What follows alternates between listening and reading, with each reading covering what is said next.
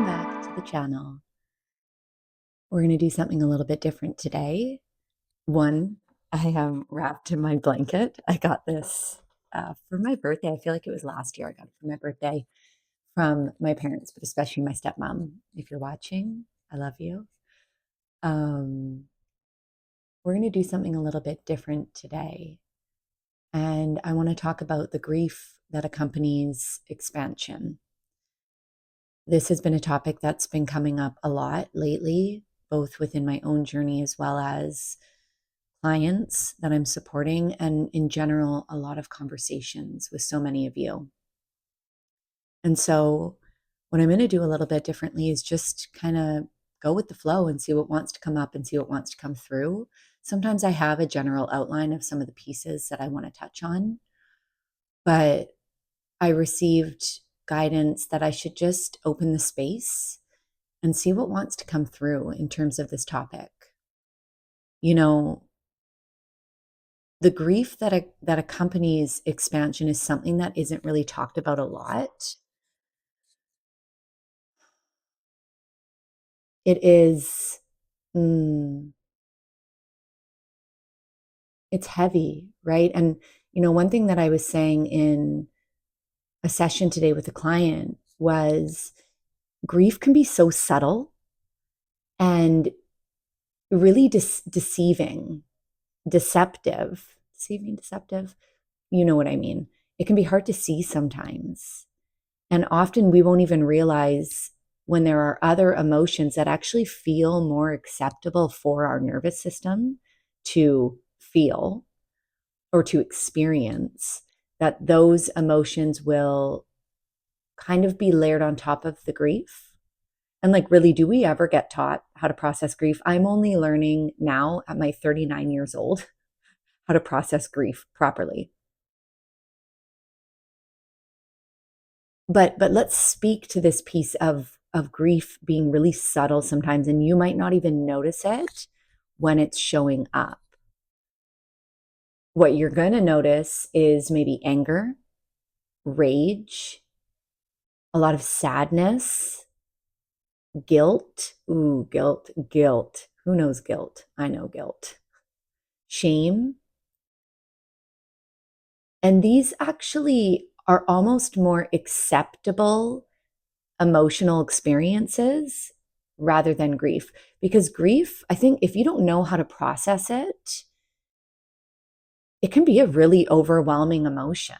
And actually, what I will say too is, if this is landing for you, if this is something you're moving through and you're wanting to learn how to process grief, maybe I will do a meditation on it. Maybe I'll offer a free meditation here as just a little piece to help you tap into it.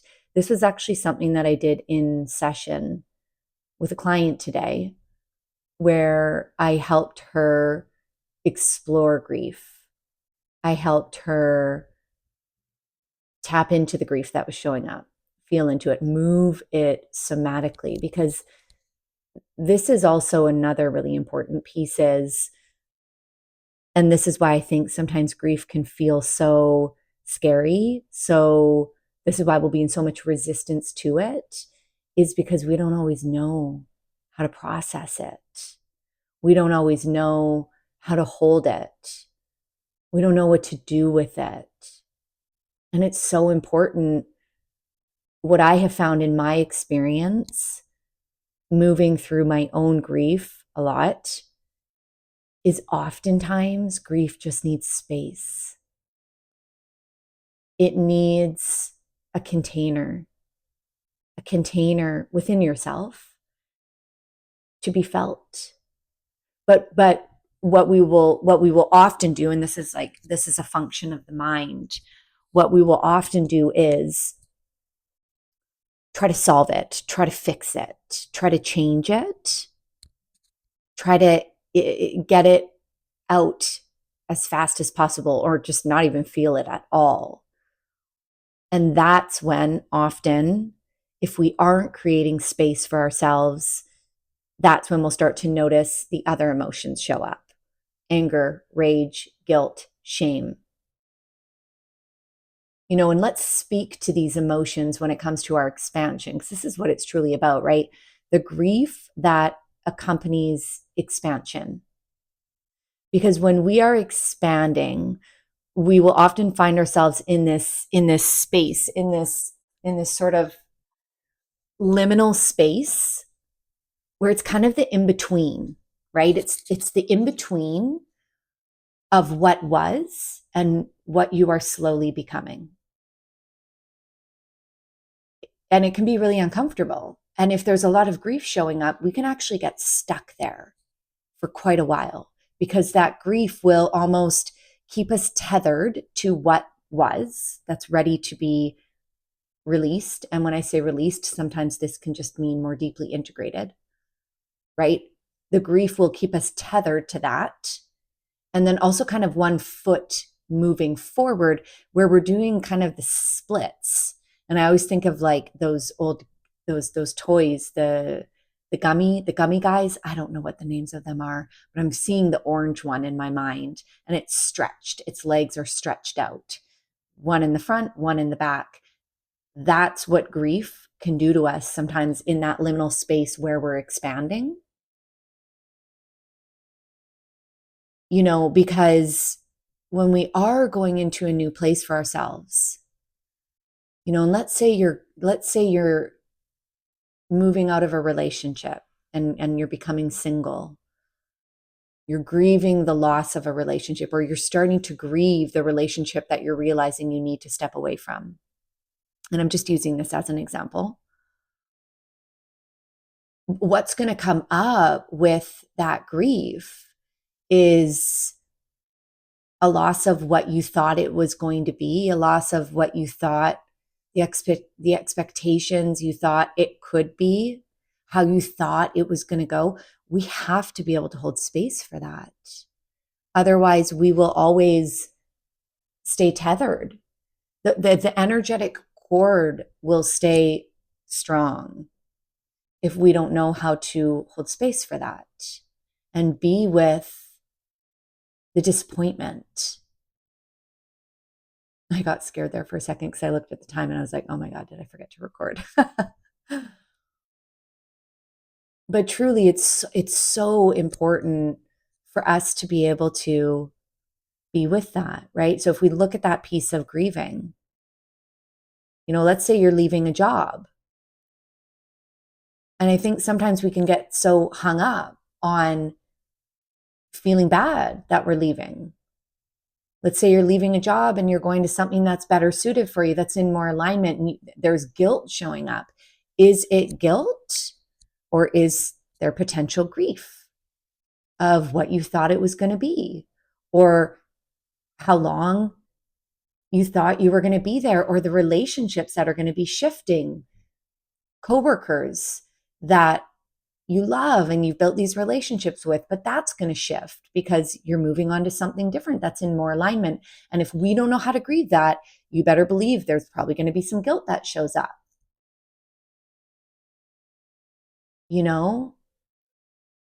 Or even if we go back to this piece of a relationship, you know, and I'm just speaking to some of the different emotions that can show up here. But let's say anger is showing up in your relationship. Anger to me always communicates that there can be a boundary, that there needs to be a better boundary. Resent, also connected to anger sometimes, always an indicator that there needs to be a better boundary. But beneath that anger, is there grief? Grief of how you thought it was going to be with that partner, who you thought they were. A grief of your own naivety, your own innocence. Grief of, ooh, this is another one on the expansion journey, when we start to awaken and we start to wake up, the grief of who we were. The grief of who we were when we were naive to it all, when we were asleep. While it wasn't necessarily feeling as good, it probably in some ways felt easier. What is that saying? Ignorance is bliss until it's not. That's been something that I've really worked with a lot on my own journey, is the constant grieving of past versions of myself. Because on this journey, and if you're on this journey, if you know, this expansion journey, this awakening journey, you are going to grieve so many versions of yourself. And I say that with compassion. I say that with love. I say it with certainty. I have grieved so many versions of myself. Because what occurs in the expansion journey is the delayering of all of these versions of you that aren't who you truly are. It's not your authentic self. They're identities, they're masks, they're protective mechanisms. And you have to be able to grieve that in order to, I want to say, let it go, let them go, but that doesn't always feel safe to the nervous system. I like to think of it more as like integrating, right? It's not that you're necessarily letting go of these versions of you. It's you're integrating them, because you will take pieces of yourself with you forward on the path. There will be such important parts of you. And I always say that every part that shows up within you has a light and a shadow. And so you're most likely, if you're doing this work, going to take that light aspect of that part with you, that part of you with you. And the shadow part will be integrated. And so knowing how to grieve these past versions of you, it's so important.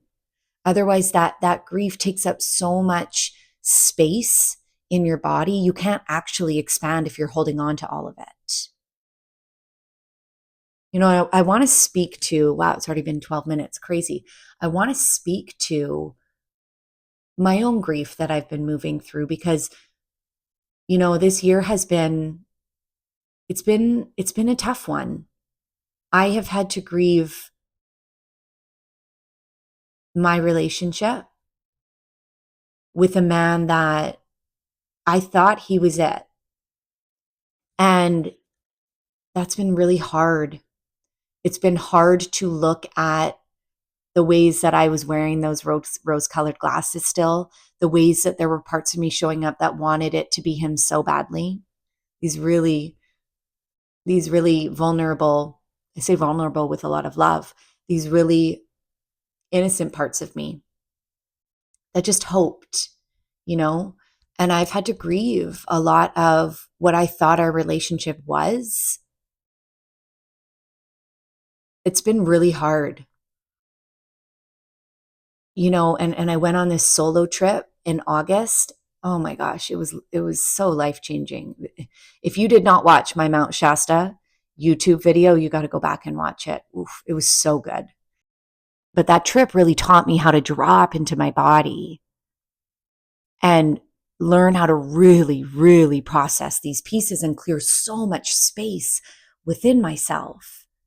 Work on such a deeper level with my nervous system. Somatic work is the way forward. I am telling you, it is the way forward on the expansion path, on the expansion journey. This is why I'm so passionate about it. It has been so transformative for me on my path. And so when I went away in August, I learned so much more around this alchemical process of processing these big pieces within myself in a somatic way in the body, regulating the nervous system, working with things like forgiveness. And anyways, it was so important. And since August, there have been these really big shifts within me. And I say all of this because more recently, I've come to this place on my journey where there has been, I would say over the last month or so much grief showing up of these past versions of me, especially over the last year. So I was grieving the relationship, but now I've really started to grieve me in that relationship, grieving more of these sort of younger, innocent, naive parts of me that hoped and wanted it so badly to be that relationship and him. And it wasn't. And that's okay. And so how do I hold myself in that? And how do I hold these these younger parts of myself, where I am going on this path right now, what has begun to show up in my life in the last 2 weeks, especially in terms of expansion with my business.